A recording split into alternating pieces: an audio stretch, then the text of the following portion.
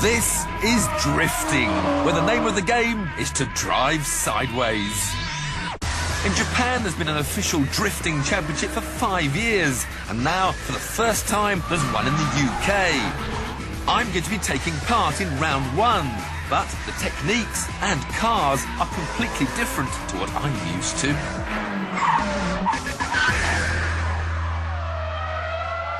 So it looks like it's back to basics for me. I'm the learner.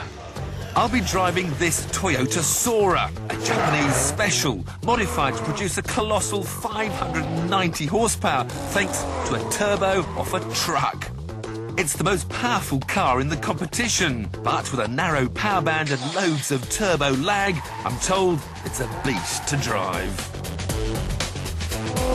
Julian Smith was on hand to give me some preliminary coaching. The Irish got into the sport 3 years ago, and he's a drifting expert, hugely impressive in treacherous conditions.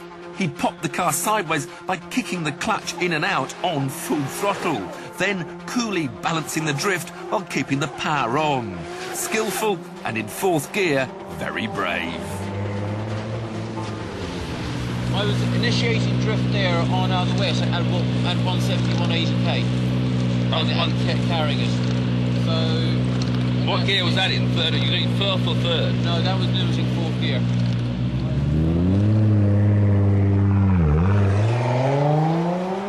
He seems very calm about it, nothing to worry about. 100 miles an hour, just give it a flick with the walls standing right beside you and the rain coming down. With the car thoroughly warmed up and tested, it was my turn.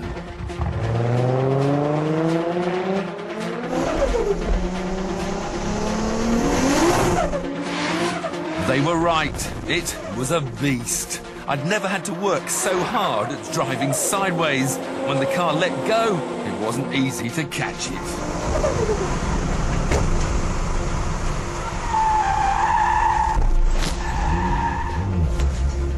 I think that was a bit too much. In these conditions, it was frightening. I'm trying this clutch kicking now.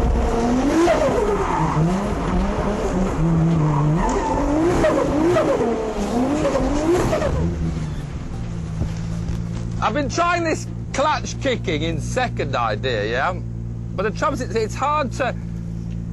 If you get too much, it goes around like a handbrake turn. It's hard to get that balance between two little clutch kicks. But you're only just now getting the balance. In other words, with a brake traction, as left 3rd gear, grab 4th gear and carry the broken traction.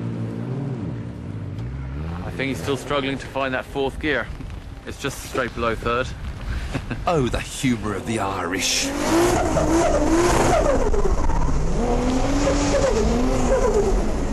I still don't trust myself. In trying to avoid the wall, I got into a right old tank slapper. Too violent for our camera and certainly not smooth enough to do well in competition.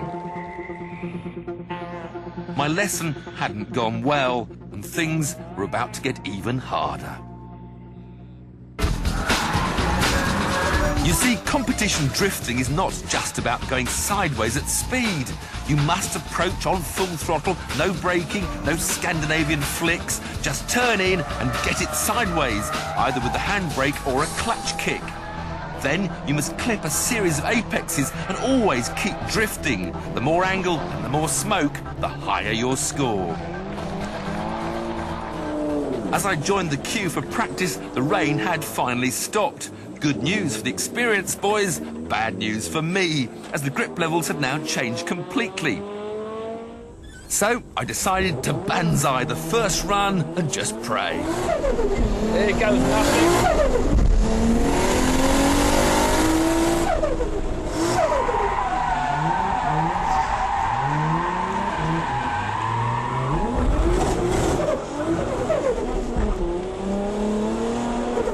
Not a perfect start. And with a handbrake that had decided to stop working, the tight 2nd gear turn was going to be nigh on impossible to negotiate. All I could do was rely on the pendulum effect, swinging the car first one way, then hard the other. But it was hard to find just the right balance.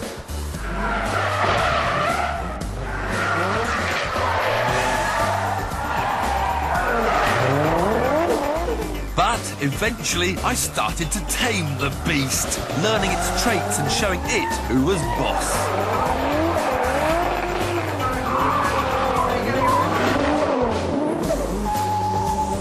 For the final run, I decided to increase the speed and go for more smoke. Big mistake.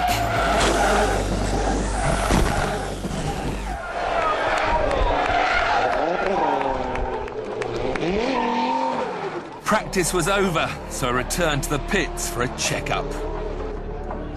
Everything seemed to be fine, but when I left the garage for round one, disaster struck.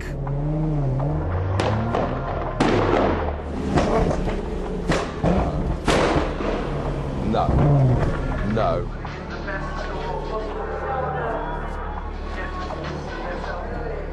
Despite the best efforts of the crew, a faulty crankshaft sensor meant the engine would only run for a few seconds before giving up the ghost.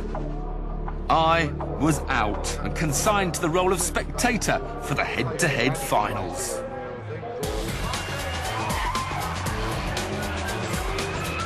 The only consolation was that even the experts were finding it difficult. The competition was eventually won by Brett Castle in his red Nissan Silvia after a superb run with smooth transitions and lots of smoke.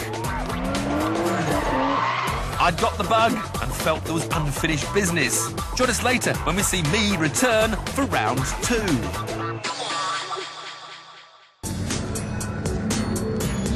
Welcome to Silverstone and round two of the D1 GB Drift Championship.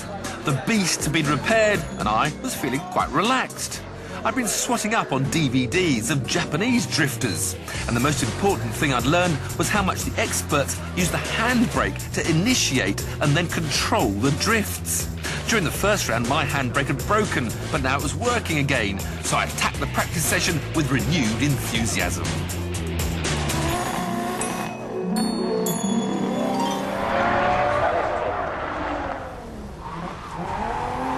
The start of the drift was brilliant, but the end wasn't.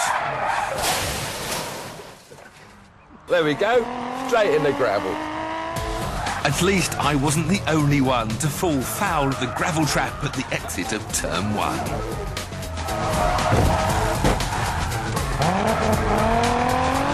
But as the runs continued, I gradually began to stitch it all together. Oh, you... Well, gradually. And then finally, it clicked.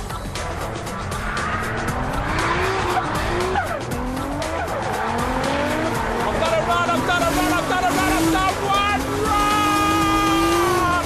Poof, poof. I don't know how I did it, but I got it right. I can drift! I can drift!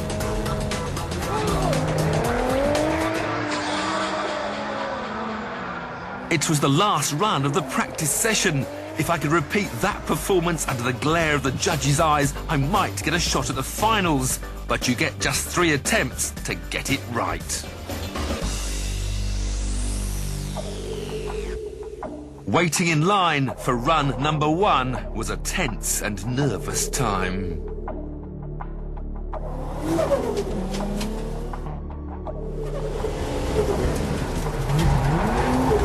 Oh. Bad. Run 2 went a little better.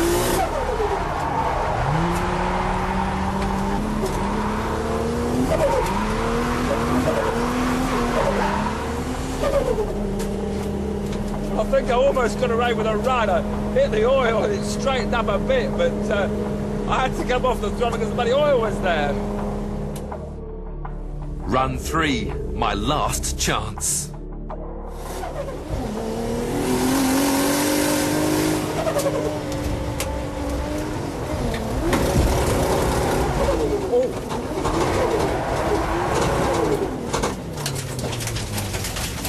And now something's broken on the bloody car.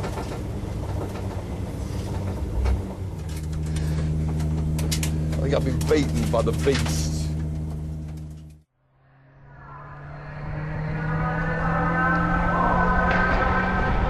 One clutch kick too many had snapped the drive shaft.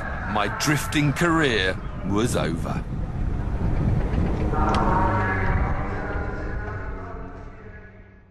If the car don't work, you can't be a star. But I must say, drifting's been brilliant. Everyone's been so helpful. It's a great crowd. And you're sort of tempted to do more, but I think I must be jinxed. Sorry, mate. It's me, I know. But I went away happy, dreaming of that one perfect run, satisfied that, with everything working, the beast could be conquered.